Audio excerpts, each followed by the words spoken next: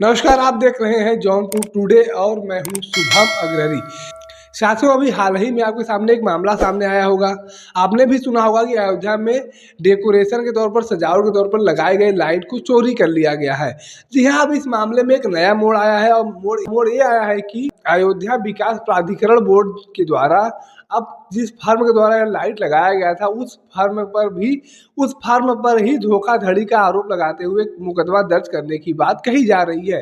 जी हाँ, जैसा आप सभी को पता है कि 22 जनवरी को भव्य राम मंदिर का उद्घाटन हुआ था और उसी के उपलक्ष्य में अयोध्या को बड़े ही दिव्य और भव्य रूप से सजाने का कार्य किया गया था। और आपको बता दें कि अयोध्या विकास प्राधिकरण बोर्ड के द्वारा एक कॉन्ट्रैक्ट के तहत यस इंटरप्राइजेज और कृष्णा ऑटोमोबाइल्स के माध्यम से अयोध्या के राम पथ पर, धर्म पथ पर और भक्ति पथ पर प्रोजेक्टर लाइट लगवाए गए थे सजावट के लिए, जिसमें 6800 बैम्बो लाइट था और 96 गैबो लाइट था।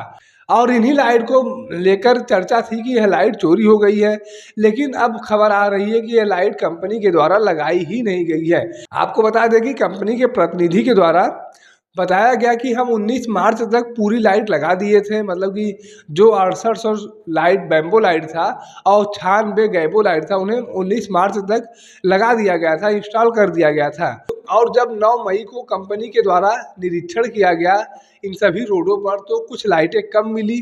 लेकिन सवाल अब यहाँ यह खड़ा होता है कि 9 मई को अगर कंपनी के द्वारा निरीक्षण किया गया और उस निरीक्षण में इनको लाइटें कम मिली, तो कंपनी के द्वारा, कंपनी के प्रतिनिधि के द्वारा अयोध्या विकास प्राधिकरण बोर्ड को उस टाइम क्यों नहीं बताया गया।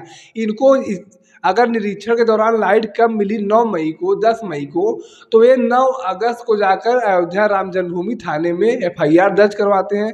तो कहीं ना कहीं कंपनी पर भी संदेह खड़ा होता है कि कंपनी कहीं ना कहीं धोखाधड़ी का मामला कर रही है। जब से लाइट चोरी का मामला अयोध्या से सामने आया था, तब से विपक्ष के लोग भी लगातार सरकार पर तंज कस रहे थे और इस बात का आरोप लगा रहे थे कि वर्तमान सरकार में भ्रष्टाचार चरम सीमा पर है और वर्तमान समय में सुरक्षा व्यवस्था कायम नहीं है।